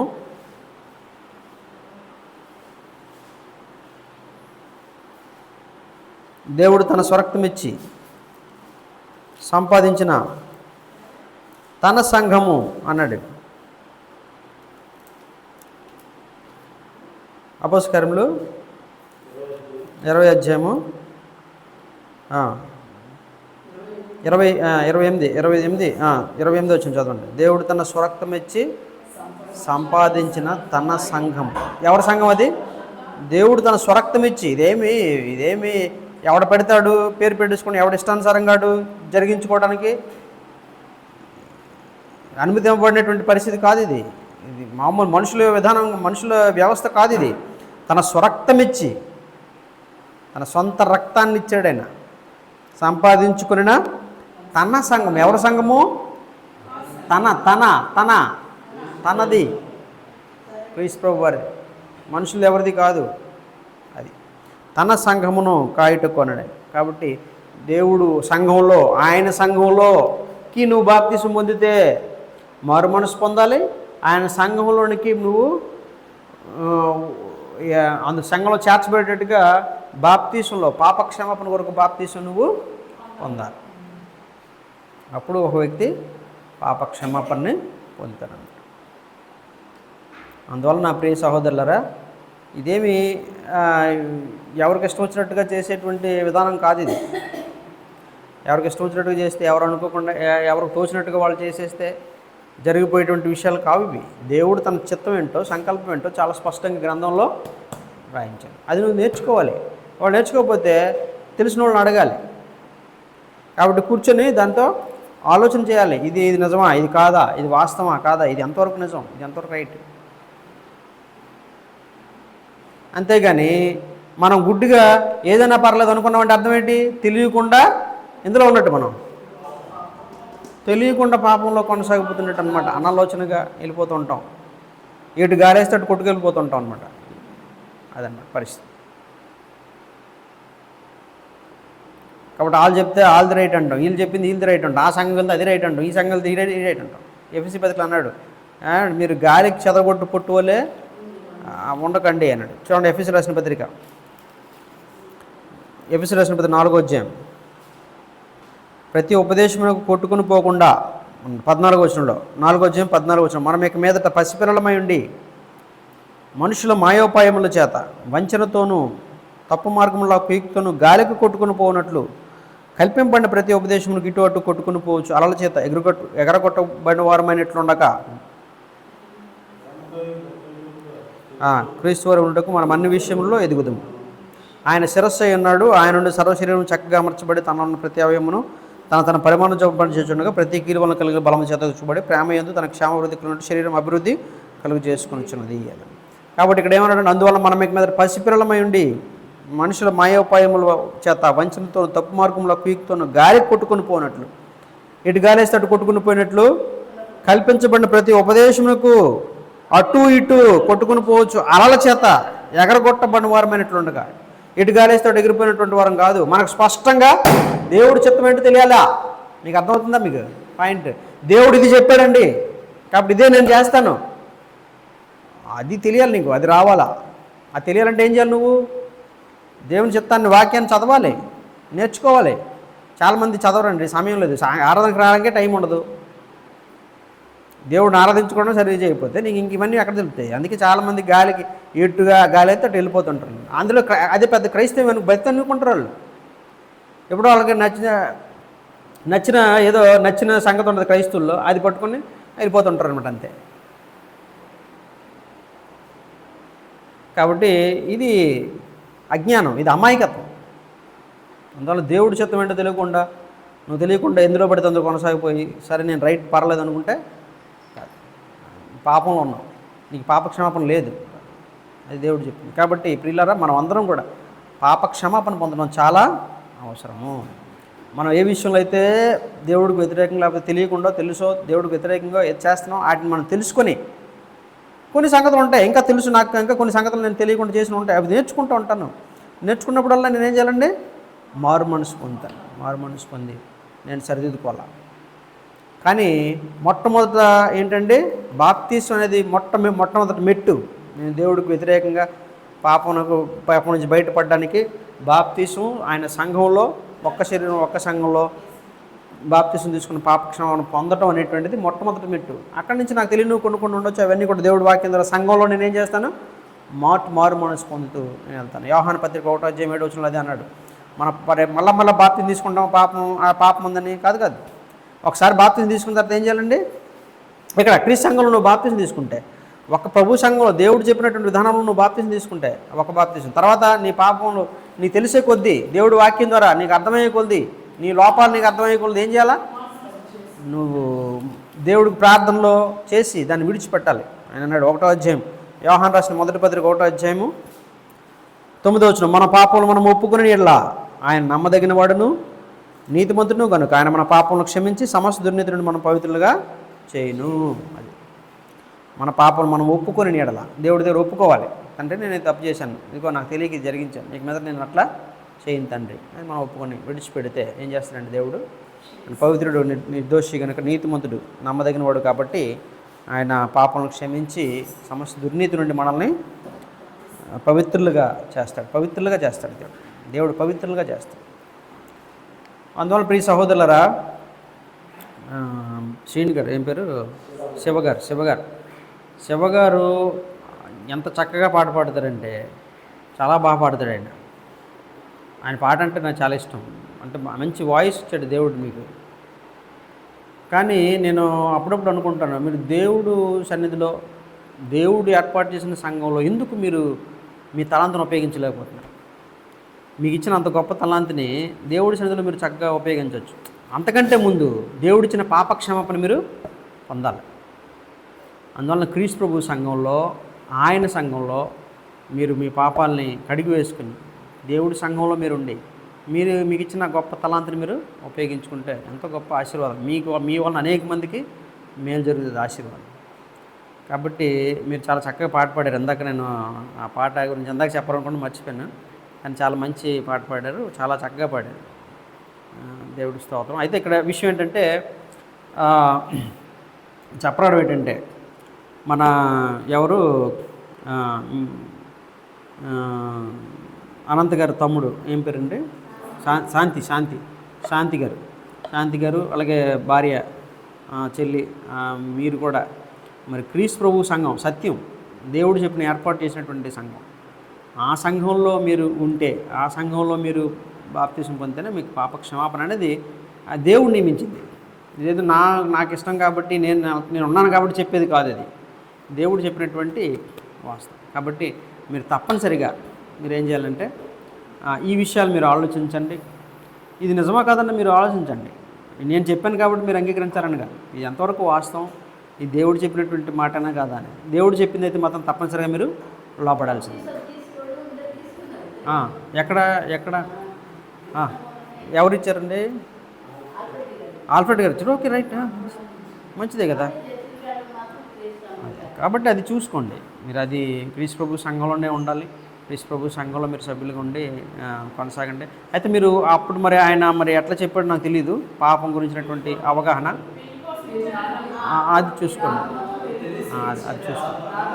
అది తెలియదు. అవును, తీసుకున్నారు. Right, right. అదేనమ్మా, అది చూసుకోండి. ఎందుకంటే దేవుడు చెప్పిన విధానంలో దేవుడికి వ్యతిరేకంగా ఉన్నాను, లేకపోతే దేవుడు చెప్పిన పాపంతో ఉన్నాను అన్న సంగతి మనకు అర్థమైనప్పుడు మనం తప్పనిసరిగా మారు మనసు పొంది దేవుడి దగ్గర ఒప్పుకొని పాపక్షమాపణ. అవును, అది దేవుడికి మీరు ఎవరికి మనుషుల కోసం చూడకండి, యథార్థంగా దేవుడు ఎదుట మీరు ఉండండి. మీకు తెలుసు దేవుడు ఎదుట యథార్థంగా నేను ఎట్లా మరి తెలియక తీసుకున్నాను, లేకపోతే అప్పుడు అవగాహన లేక. కాబట్టి దేవుడు చిత్తం తండ్రి నీకు ఇప్పుడు నాకు అర్థమైంది, కాబట్టి ఒకే బాప్తీసం, అది పాపక్షమాపణ నిమిత్తం బాప్తీసం. కాబట్టి అది ఇంక దేనికోసం ఒక బాప్తీసం పాపక్షమాపణ కొరకు. కాబట్టి అంటే నేను అది పొందుతానని మీరు తీర్మానించుకొని తీసుకోవడం తప్పేం లేదు. ఎందుకంటే దేవుడి కోసం చేస్తున్నారు, దేవుడికి ఎదుట చేస్తున్నారు, మనుషుల కోసం కాదు. పట్టించుకోవడం అవసరం లేదు. అందువల్ల ఇక్కడ విషయం ఏంటంటే ఈ దేవుడు చెప్పినటువంటి సంగతుల విషయంలో మీరు యథార్థంగా దేవుడు చెప్పిందే అనేది మీరు గ్రహిస్తే, గుర్తిస్తే తప్పనిసరిగా దానికి మీరు లోబడాల్సిందే. కాబట్టి మనుషుల్ని మీరు చూడకండి, మనుషులు పద్ధతుల మీద దృష్టి పెట్టకండి, మనుషులు హడావుళ్ళు హంగామాల మీద దృష్టి పెట్టకండి. కాబట్టి దేవుడు ఏం చెప్పినాడు అనే దాని మీదే మీరు దృష్టి ఉంచండి. తప్పనిసరిగా దేవుడు చెప్పినట్టుగా పాపక్షమాపణ నిమిత్తం మీరు మారు మనసు పొంది క్రీస్తు ప్రభు సంఘంలోనికి మీరు బాప్తిసం పొందండి. అప్పుడు దేవుడు మిమ్మల్ని మరి తన పిల్లలుగా చేర్చుకుంటాడు. దేవుడు తన కుమారులుగా క్రీస్తుతో పాటుగా మిమ్మల్ని అంగీకరిస్తాడు, ఆయన ఆదరిస్తాడు, బలపరుస్తాడు. మరింతగా దేవుడు మిమ్మల్ని ఉపయోగించుకుంటాడు. దేవుడికి స్తోత్రం కలుగును గాక. కాబట్టి ఈ సమయంలో మీరు ఎంతవరకు చక్కగా ఓపికగా విన్నందుకు మీకు అందరూ కూడా ప్రత్యేకంగా వందనాలు. ఈ సంగతులన్నీ కూడా మరి మన హృదయాల్లో ఫలించాలని చిన్న ప్రార్థన చేసుకుని ముగించుకుందాం. ప్రార్థన చేద్దాం. పరలోకమందున మా తండ్రి, మహోన్నతుడా, సృష్టికర్తమైన మా తండ్రి, మహామగుడు దేవ, మీకు స్తోత్రములు. మీరు మాత్రమే దేవుడై ఉండి తండ్రి నాయన మా అందరినీ కనికరిస్తున్నటువంటి దేవుడుగా, తండ్రిగా ఉన్నావు. మీ కృతజ్ఞతలు తండ్రి. మేము జ్ఞాపకం చేసుకోవడం కూడా అర్హులం కాము తండ్రి, కానీ పాపులము, దౌర్భాగ్యము, మీకు శత్రువులుగా ఉన్నవారు అయినప్పటికీ మీరు మమ్మల్ని ప్రేమించారు తండ్రి. మీకు కృతజ్ఞతలు. మీ కుమారుడు ఆయన పరలోకాన్నే విడిచిపెట్టి మా కోసం ఈ భూమి మీద జీవించి, దాసుడిగా జీవించి తండ్రి, మనుషులందరికీ పరిచారకుడిగా బ్రతికాడు తండ్రి. మా కోసం మరణించారు క్రీస్తు ప్రభు వారు, మా కోసం రక్తాన్ని కార్చారు, మా పాప క్షమాపణ కొరకు ఆయన బలిగా తను అర్పించుకున్నారు. మీకు స్తోత్రము, కృతజ్ఞతలు తండ్రి. దేవ, మీ క్రీస్తు మీ కుమారుడిని బలియాగాన్ని మేము హృదయపూర్వకంగా అంగీకరించి తండ్రి మీ ఎదుట యథార్థమైన హృదయాలతో మా పాపాలని ఒప్పుకొని దేవ, ఎవరైతే ఇంకా బాప్తీసం పొందవలసి ఉందో తండ్రి వారు బాప్తీసం పొందగలిగి రక్షింపబడడానికి మీ కుమారుని సంఘంలో వాళ్ళు బాప్తీసం పొంది రక్షింపబడి వారు పాపక్షమాపణ పొంది రక్షింపబడడానికి సహాయం చేయండి తండ్రి. మీ పిల్లలుగా తండ్రి మీరు చెప్పినటువంటి మాటలను బట్టి దేవ, మీ చిత్తానుకూలంగా వారు జీవించి ఈ భూమి మీద ధన్యులయ్యేటట్టుగా వారిని ఆశీర్వదించండి తండ్రి, బలపరచండి. మేము మనుషుల మాయోపాయముల చేత వంచనలోనూ పడిపోకుండా తండ్రి, గాలి కొట్టుకుని పోయే వారంగా ఉండకుండా తండ్రి, మీ స్పష్టంగా మీ చిత్తం ఏంటో మేము తెలుసుకున్న వారంగా తండ్రి మేము జీవించగలడానికి సహాయం చేయండి తండ్రి, కరుణించండి, బలపరచండి. మా పట్ల మీరు అట్టి కనికరం ఆయన అనుగ్రహిస్తున్నందుకు, మీ మాటల ద్వారా మీ చిత్తాన్ని తెలుసుకునే అవకాశం మాకు అందరికీ దయచేసినందుకు మరొకసారి మీ కృతజ్ఞతాస్తులు చెల్లించుకుంటూ లోబడే హృదయాలు మీ బిడ్డలకు దయచేయండి. ఆయన వారి హృదయాలు తెరవండి, వారు మారు మనసు పొంది ఆయన మీ పిల్లలుగా చేర్చబడినట్లుగా పాపక్షమాపణ నిమిత్తం బాప్తీసం పొంది సంఘంలో, క్రీస్తు ప్రభు సంఘంలో బాప్తీసం పొందడానికి సహాయం చేయమని వేడుకుంటూ ఈ మనవులు మా రక్షకుడు ఆయన ఈ మాటలన్నీ మా అందరి జీవితాల్లో హృదయాల్లో ఫలింపచేయమని మా రక్షకుడు ప్రభు మా నాథుడైన యేసుక్రీస్తు వారి నామంలో ఈ మనవులు మిక్కిలి సమర్పించి వేడుకుంటున్నాం పరమ తండ్రి. ఆమేన్.